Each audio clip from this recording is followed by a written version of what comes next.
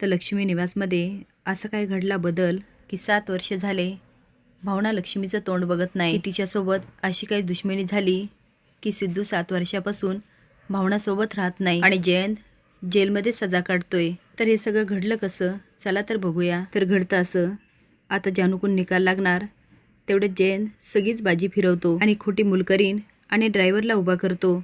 आता जानू गडबडते, तिला काय करावं तेच कळत नसतं. पण अशामध्ये लक्ष्मी आणि श्रीनिवास समोर येतात आणि आतापर्यंत काय काय घडलं आणि जयंतने किती त्रास दिला हे लक्ष्मी हात जोडून सांगत असते. आता परत एकदा बाजी पलटते आणि सगळं जयंतच्या विरोधात होतं. जयसाहेब निकाल देणार तेवढ्यात जयंत पुन्हा नाटक करायला चालू करतो. तो आता जानूचे पाय पकडत म्हणतो, जानू मी तुझ्याशिवाय नाही राहू शकत, प्लीज हे सगळं थांबव ना. जयसाहेब मी माझ्या जानूशिवाय राहू नाही शकत, प्लीज मला माझ्या जानूपासून दूर नका करू. आता पोलीस जयंतला पकडतात. जयंत स्वतःला सोडत म्हणतो, सोडा मला. तो पोलिसांची बंदूक ओढतो आणि स्वतःच्या डोक्याला लावतो आणि म्हणतो, मला माझ्या जानूपासून दूर केलं ना तर मी स्वतःला संपवेल. जानू फक्त त्याच्याकडे बघत असते. जयंत म्हणतो, मी खरंच स्वतःला मारून घेईल.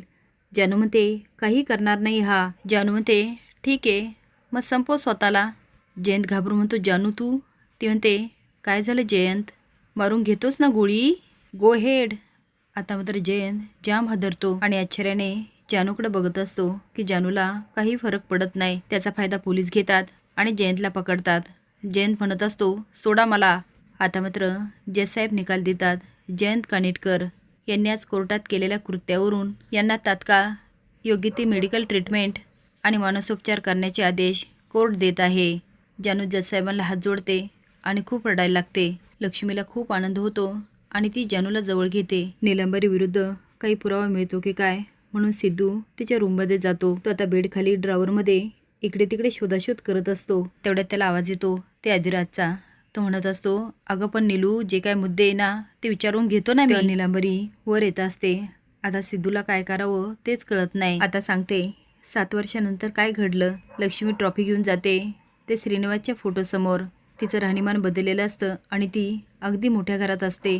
तिची पेपरमध्ये बातमी आलेली असते, सर्वोत्कृष्ट महिला उद्योजिका लक्ष्मी श्रीनिवास दळवी यांचं हार्दिक अभिनंदन. ही बातमी आता भावना वाचते. पेपर फाडत म्हणते, गेली 7 वर्ष जिच्यामुळे मी आणि माझ्या मुली त्यांच्या वडिलांपासून दूर. तेवढे 2 मुली पळत येतात आणि आवाज देतात, भावना आई. भावना त्यांना कौतुकाने जवळ घेते आणि स्माईल करते. पण नंतर मात्र तिच्या चेहऱ्यावर लक्ष्मीसाठी खूप राग असतो. श्रीनिवास गेलेला असतो, त्याच्या फोटोला हार असतो. लक्ष्मी म्हणते, श्रीनिवास 7 वर्षापूर्वी आपण पाहिलेले स्वप्न त्याला आज यश मिळालं. ती आता ट्रॉफी श्रीनिवासच्या फोटोसमोर ठेवते. आता फोटो घेते, त्यामध्ये जानू, विश्वास आणि एक मुलगा असतो. ती फोटोनं हात फिरवत म्हणते, जानू तिचा मुलगा आणि विश्वाससोबत सुखाने संसार करते. आता लक्ष्मी दाखवली ती जानूचा मुलगा आरव याच्या बड्डेमध्ये. केक कापत असतात आणि सगळे म्हणत असतात, हॅपी बर्थडे आरव. लक्ष्मीसोबत वँकी पण असतो. आता सगळं आनंदाने चालू असतं पण लक्ष्मीच्या डोळ्यात पाणी असतं. ती म्हणत म्हणते, पण भावनाचा विश्वास संपादन करायला ही आई कमी पडली. तेवढे तिच्या खांद्यावर हात पडतो आणि आवाज येतो, सुपर सासू. आता लक्ष्मी आश्चर्यचकित होते. तिच्या डोळ्यात पाणी येतं आणि ती म्हणते, सिद्धू तो माझ्यामुळे दुरावलेल्या तुम्हा मायलिकींना मी परत एकत्र आणणार. हा सिद्धिराज गाडे पाटील आपलं कुटुंब पुन्हा पूर्ण करणार. लक्ष्मीला खूप आनंद होतो. ती त्याच्या तोंडावरून हात फिरवते. इकडे कारागृहातून थाळी वाजवण्याचा आवाज येतो. पोलीस आता हळूच खिडकी उघडून बघतात, नंतर दार उघडतात. तर तोंडावर थाळी घेऊन एक जण बाहेर येतो. जयंत आता थाळी बाजूला करत म्हणतो, 7 वर्ष. ताटाकडे बघत म्हणतो, ज्या मायलेकीमुळे हे ताट माझ्या वाट्याला आलं त्या दळवी कुटुंबाला अन्नाच्या प्रत्येक शीतासाठी हा जयंत कानिटकर तडपावणार. आता जयंती थाळी स्वतःबरोबर घेऊन जातो. आता लक्ष्मी निवास या मालिकेला होणार पुन्हा नव्याने सुरुवात. तुम्हाला ही मालिका बघायला आवडते की नाही हे कमेंट बॉक्समध्ये नक्की सांगा.